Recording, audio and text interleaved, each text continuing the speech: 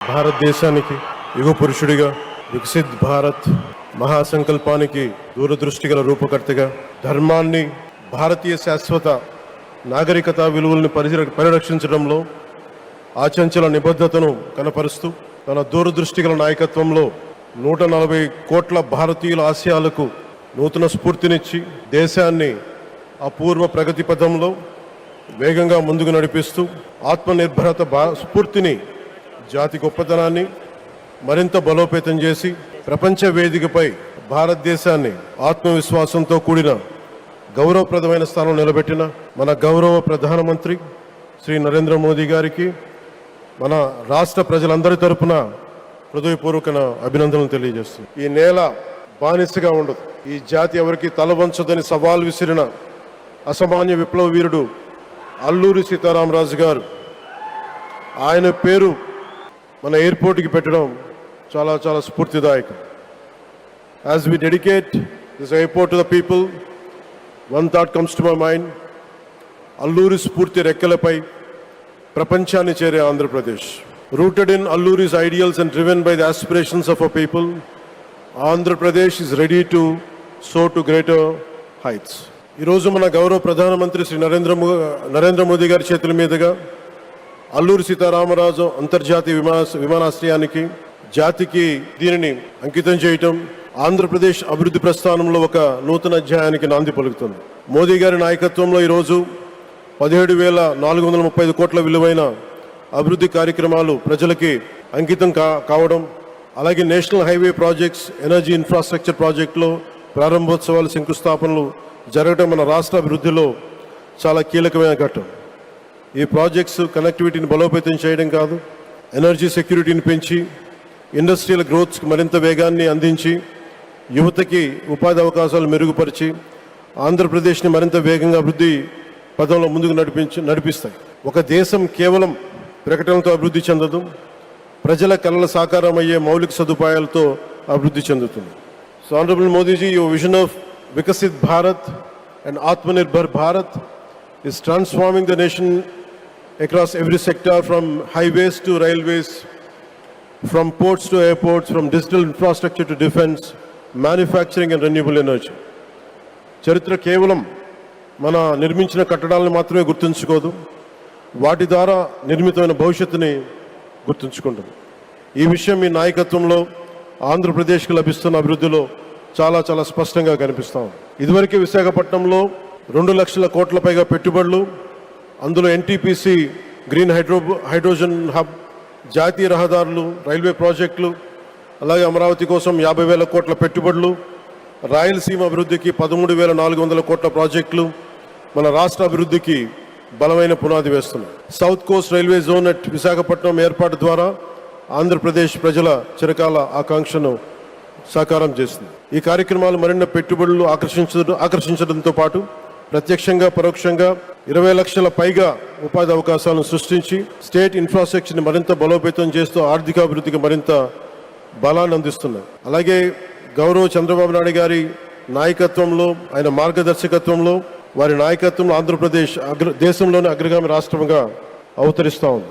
ప్రత్యేకించి ఈ విమానాశ్రయానికి అల్లూరి సీతారామరాజు గారి పేరు పెట్టడం ఆ మహావీరుడికి నివాళి మాత్రమే కాదు, ఆయన ఆశయాలను, ఆయన స్ఫూర్తిని భావితరాలకు అందించే చాలా చాలా గొప్ప నిర్ణయం. జి మల్లికార్జునరావు గారు, జిఎంఆర్, అందరూ ప్రేమగా పిలుచుకున్న జిఎంఆర్ గారు, వారు దీన్ని కట్టడం శ్రీకాకుళం జిల్లా నుంచి వచ్చి, రాజాం నుంచి వచ్చి శ్రీకాకుళం వెనుకబాటుతనానికి ఆయన కృషిని ట్రస్టుల ద్వారా అందిస్తూ ఆయన నేతృత్వంలో, ఆయన నాయకత్వంలో ఎయిర్పోర్ట్ నిర్మించడం మనందరికీ చాలా చాలా గర్వకారణం.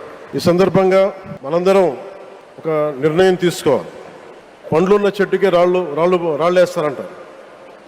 కష్టపడే కుటుంబ సభ్యుడు, తండ్రి కావచ్చు, పెద్ద కొడుకు కావచ్చు, అందరూ అతని మీద పడతారు.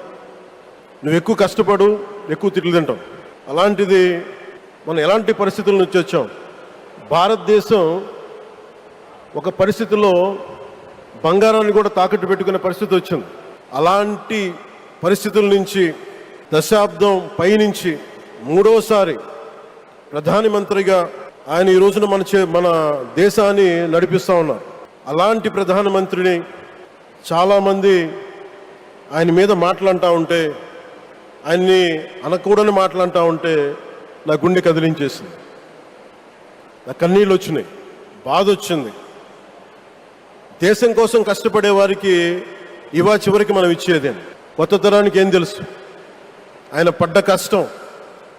ఒక్క రోజు కూడా సెలవు తీసుకోలేదు మన ప్రధానమంత్రి గారు. ఈరోజు పెట్టుబడులు వస్తున్నాయి మనకి, ఒక్కరోజు కూడా సెలవు తీసుకోలేదు. శత్రు దేశాలు, మన అభివృద్ధికి ఈర్ష్యపడే పశ్చిమ దేశాలు, వీటన్నిటినీ తట్టుకొని ఒకవైపు విదేశాల్లో ఉండే శత్రువులతో పోరాడాలి, దేశాన్ని అభివృద్ధి పదంలో తీసుకెళ్దామంటే అంతర్గత శత్రువులతో పోరాడాలి. అలాంటి వ్యక్తికి మనం ఇవ్వగలిగేది కేవలం మేమున్నాం మీ వెంట, మీ మీద మాట పడితే అది మా మీద పడ్డట్టే, అదే మనం వారికి ఇవ్వాల్సింది. నిజంగా ఆయన జంతర్ మంత్రులు అన్ని మాటలంటా ఉంటే నేను ఈ రోజున ప్రధానమంత్రి గారికి ఒకటే ఇస్తున్నాను, మిమ్మల్ని కొట్టే నాయకుడు లేడు ఈ భారతదేశంలో, రాబోడు.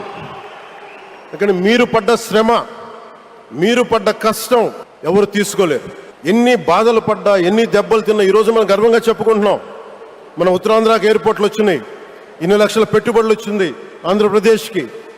కానీ ఇవన్నీ తట్టుకొని చెయ్యాలి అంటే 144 కోట్ల తాలూకు ప్రజల ఆకాంక్షల్ని ఎంతోమంది వెనక్కి లాగుతున్నా, ఒకళ్ళు ముందుకు తీసుకెళ్లాలంటే ఎంతమంది తిడుతున్నా విమర్శిస్తున్నా తీసుకెళ్తున్నారంటే ఒకే ఒక్క నాయకుడు ప్రధానమంత్రి శ్రీ నరేంద్ర మోదీ గారు. నేను ఎందుకు తపన పడ్డాను, నేను అలయన్స్ కోసం ఎందుకు తపన పడ్డాను, మీ నాయకత్వం మాకు కావాలి ఎందుకు తపన పడ్డానంటే, ఈరోజు ఎయిర్పోర్ట్ ఆపేశారు. ఒక చిన్నపాటి ఎర్ర బస్సు కూడా రాని చోట ఎయిర్పోర్ట్ అవసరం లేదన్న వ్యక్తులకి సమాధానం ఇదే. ఇన్ని వేల మందికి ఇన్ని వేల కోట్ల పెట్టుబడి వచ్చింది అంటే ఆశీస్సులు కావాలంటే దేశం కోసం నిలబడే నాయకుడికి మన అండగా ఉంటే ఏం జరుగుద్ది అంటానికే ఈ భోగాపురం ఎయిర్పోర్ట్ ఈరోజు ప్రారంభోత్సవం నిలువెత్తు నిదర్శనం.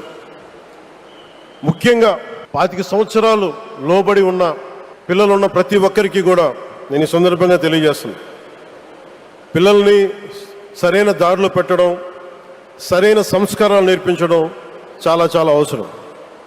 ఈరోజు పొద్దున్నే ప్రధానమంత్రి గారి స్టేట్మెంట్ చూశాను. ఆయన తిట్టిన, ఎన్ని దూషించారో వారిని కూడా పెద్ద మనసుతోటి క్షమించారు ఆయన. అలాంటి ప్రధానమంత్రి గారికి మీ పాదాలకు నేను నమస్కారం తెలియజేస్తున్నాను. నిజంగా మీ ఉన్నతి, మీ ఔన్నత్యం ఈరోజు చాలా చాలా స్ఫూర్తిదాయకం. భారతదేశం మీ అందరికీ కూడా, ప్రజలందరికీ కూడా, ఆంధ్రప్రదేశ్ ప్రజలందరికీ కూడా, దేశ ప్రజలందరికీ కూడా ఒక నాయకుడి కష్టాన్ని మనం వెంటనే గుర్తించలేం. ఆయన ఎంత తపన పడుతున్నారు. ఒక కుటుంబాన్ని నడపడం ఎంత కష్టపడుతున్నాం, 140 కోట్ల మంది ప్రజలు నడపడం ఎంత ఆషామాషి వ్యవహారం కాదు. ముందుకు తీసుకెళ్లే నాయకుడికి తెలుస్తుంది. అలాంటి వ్యక్తికి మనం ఏమి ఇవ్వగలం? దేశాన్ని నడిపించడం అంటే రామకార్యం లాంటిది. హనుమంతుడు లంకకు లంఘించినప్పుడు అనేక అవాంతరాలు వచ్చినాయి, అనేక అడ్డంకులు వచ్చినాయి. రామకార్యం చాలా గొప్పది. అలాగే ఈరోజు ప్రధానమంత్రి గారు దేశాన్ని ముందుకు నడిపించేది బృహత్ కార్యం, చాలా మహాకార్యం అది. అలాంటి వ్యక్తికి మనం ఇవ్వగలిగేది, హనుమంతుడికి మనం ఏమి ఇవ్వగలం? నువ్వెంత గొప్పగా లంఘించావు, ఎంత కష్టపడ్డావు. ఏ దేవతకైనా ఇవ్వాల్సిన స్తుతే. వాళ్ళు మన నుంచి ఏమి కోరుకోరు. ఒక తల్లిదండ్రులకి మనం ఏం కోరుకోరు, అమ్మ నువ్వు మా కోసం కష్టపడ్డావు, నాన్న నువ్వు మా కోసం కష్టపడ్డావు అని.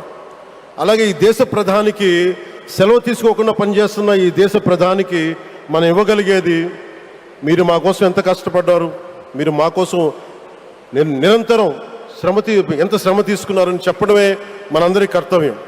అలాంటి గౌరవ ప్రధానమంత్రి గారికి మనస్ఫూర్తిగా, మీరు అనుకున్నంత కాలం అధికారం మీరు వద్దంటే వదలాలి, కానీ అధికారం మీ చేతుల్లోనే ఉంటుంది. దానికి మేమందరం నిరంతర కృషి చేస్తామని తెలియజేసుకుంటూ, భారతమాత ముద్దుబిడ్డ మన ప్రధానమంత్రి నరేంద్ర మోదీ గారికి ధన్యవాదాలు తెలుపుకుంటూ, ఒక్కసారి ఆయనకి ఇవ్వగలిగేది భారత్ మాతకి జయజయలు చెప్పుకుంటూ సెలవు తీసుకున్నాను.